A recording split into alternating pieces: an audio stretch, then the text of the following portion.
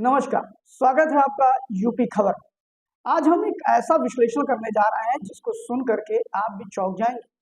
2027 में जो विधानसभा चुनाव उत्तर प्रदेश का होना है, उसके लिए किस दल ने कैसी तैयारी की है, ये तो सभी लोग चर्चा का विषय होता है, खास तौर सत्ता पक्ष का। लेकिन आज हम बात करेंगे मुख्य विपक्षी दल समाजवादी पार्टी का कि आखिर उसकी तैयारियां 2027 को लेके क्या-क्या है। तो हम इसमें जानेंगे कि आखिर अखिलेश यादव का प्लान 2027 क्या है। क्या अखिलेश यादव कुछ काम भी कर रहे हैं इस पर, या सिर्फ बाहर आके बयानबाजी ही हो रही है। क्या अखिलेश यादव एक मजे हुए खिलाड़ी हैं? क्या अखिलेश यादव राहुल की तरह गलतियां नहीं कर रहे हैं? क्या अखिलेश यादव अब अपने दल को बिल्कुल गंभीरता के साथ 2027 के चुनाव के लिए तैयार कर चुके हैं? ऐसी बहुत सी बातें आपके मन में होंगी, और वो कौन लोग हैं जो अखिलेश यादव के लिए 2027 की बिसात आज से ही बिछाना शुरू कर दिया है। तो हम शुरुआत करते हैं कि आखिर समाजवादी पार्टी इतने अच्छी दल कैसे है, समाजवादी पार्टी कैसे 2027 के लिए अपनी तैयारियां शुरू कर रही है। ये एक बड़ी बात है, और हम यहाँ पर इसी बात की विश्लेषण करने जा रहे हैं कि आखिर समाजवादी पार्टी के नेता अखिलेश यादव समाजवादी पार्टी के और नेताओं के साथ मिलकर के क्या क्या काम कर रहे हैं, जिससे भाजपा के लिए मुश्किलें 2027 में होंगी सत्ता में वापसी की। अब आप सोच रहे होंगे कि ऐसा क्या कर दिया। तो आपको बता दें कि संसद के अंदर और संसद के बाहर दोनों तरफ जब हम बात करते हैं तो दो चीजें सबसे बड़ी आती हैं कि अखिलेश यादव बड़ी जोर शोर से उन मुद्दों को भी बैकअप करते हैं जो उनके गठबंधन, यानी जिसको इंडिया गठबंधन, अभी भी लोग उसको जीवित कह रहे हैं।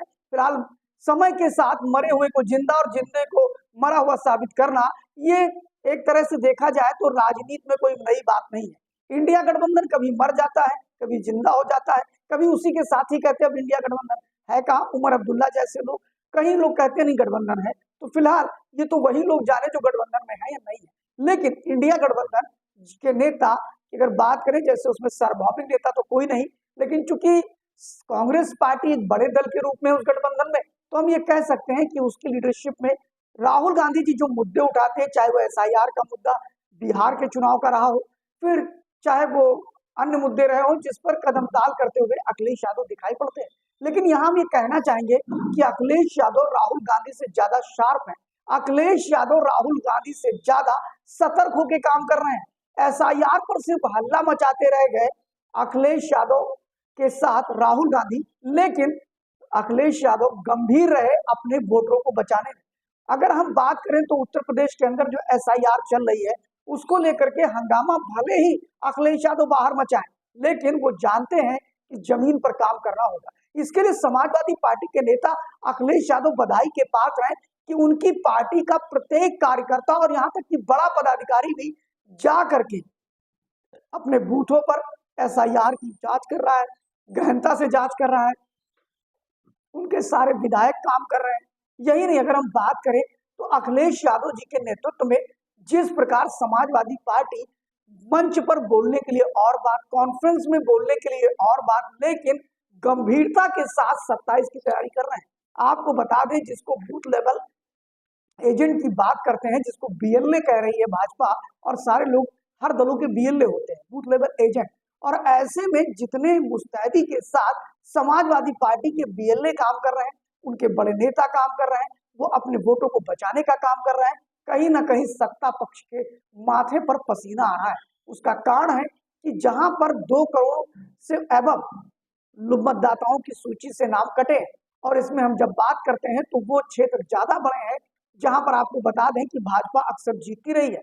शहरी क्षेत्रों में वोटर कम हुए हैं। और सबसे बड़ी बात कि अगर हम लखनऊ की बात करें तो लखनऊ में जिन जिन सीटों पर भारतीय जनता पार्टी के प्रत्याशी जीते हैं, वहां एसआईआर में मतदाता पूर्ण निरीक्षण जो चल रहा है, गहन निरीक्षण, उसमें आप देखेंगे कि वहां वोट प्रतिशत ज्यादा, मतलब वहां पर प्रतिशत बहुत गिरा हुआ है, 62% पूर्वी विधानसभा लखनऊ में, जो कि आप मान सकते हैं कि ये परंपरागत सीट है भारतीय जनता पार्टी की। ये सारी चीजें ये बता रही हैं कि फिलहाल 27 में चुनाव के बाद ही तय होगा कि तो किसके वोटर बचे किसके गए। लेकिन एक चीज तो आप ये तय मान लीजिए कि समाजवादी पार्टी के लोग भाषण भी देते हैं, सड़कों पे भी उतरते हैं, विरोध भी करते हैं, लेकिन जो संवैधानिक काम है उस पर बहुत गंभीर होकर काम करते हैं। जहां पर कांग्रेस पार्टी कोसों पीछे है समाजवादी पार्टी से। समाजवादी पार्टी के बड़े नेताओं की अगर बात करें तो प्रोफेसर अभिषेक मिश्रा से लेकर के जूही सिंह और उनके सारे विधायक, सांसद, और यहाँ तक कि अगर हम बात करें तो उनकी प्रदेश की सारी टीम सिर्फ एसआईआर पे लगी हुई है। जिनको टिकट चाहिए वो एसआईआर कराए। यानी एक तरह से कह सकते हैं कि पूरे के पूरे एसआईआर में सबसे अधिक गंभीर अगर कोई दल दिखाई पड़ा भाजपा के बाद तो वो मात्र समाजवादी पार्टी रहा। और आपको बता दें कि समाजवादी पार्टी इसके अलावा भी और भी बहुत से काम कर रही है। छोटे दलों को अपनी तरफ लाना, बयानबाजी, पीडीए को भी बचाना। इसके अलावा अगर बात करें तो अब समाजवादी पार्टी नए कलेवर में और काफी इंटेलेक्चुअल क्लास में जाने की सोच रही है। वहीं पर अखिलेश यादव की रणनीति आने वाले समय में समाजवादी पार्टी को राष्ट्रीय पार्टी का दर्जा दिलाने की भी है। आपको बता दें कि अखिलेश यादव यूं तो समाजवादी पार्टी को हर जगह चुनाव लड़ा, जम्मू कश्मीर में भी चुनाव लड़ाया, मध्य प्रदेश में भी चुनाव लड़ाया, हरियाणा में भी लाया, लेकिन अभी उत्तर भारत के आसपास वो कहीं पर टिक नहीं पा रहे। यानी उत्तर प्रदेश को अगर छोड़ दिया जाए किसी अन्य प्रदेश में तो अखिलेश यादव अपने पांव को नहीं जमा पा रहे हैं। लेकिन एक नेशनल फेस के रूप में अखिलेश यादव अब उभरते चले जा रहे हैं और उनकी ये फेस ब्रांडिंग करना, उनको नेशनल लीडर साबित करना, क्योंकि ऐसा लगने लगा है अखिलेश यादव के आसपास के लोगों को कि राष्ट्रीय स्तर पर वैकेंसी खाली है विपक्ष के नेता की। क्योंकि अगर आज हम बात करें तो राहुल गांधी बहुत कंपोनेंट या ये कहें कि बहुत गंभीर नेतृत्व नजर नहीं आते हैं विपक्ष की हैसियत से।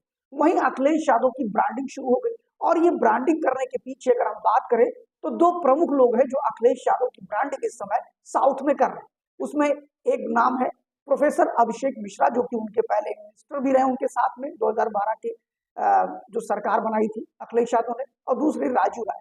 आप देख रहे होंगे कि नवंबर में उन्होंने बैंगलोर में विकसित भारत इंडिया विजन की बात करी उन्होंने और विकसित भारत जैसे एक आयोजन उन्होंने इवेंट्स किया और उसमें बेंगलुरु में बहुत ही इंटेलेक्चुअल और आईटी प्रोफेशनल के साथ उन्होंने मीटिंग्स किया, अपनी बातें रखी।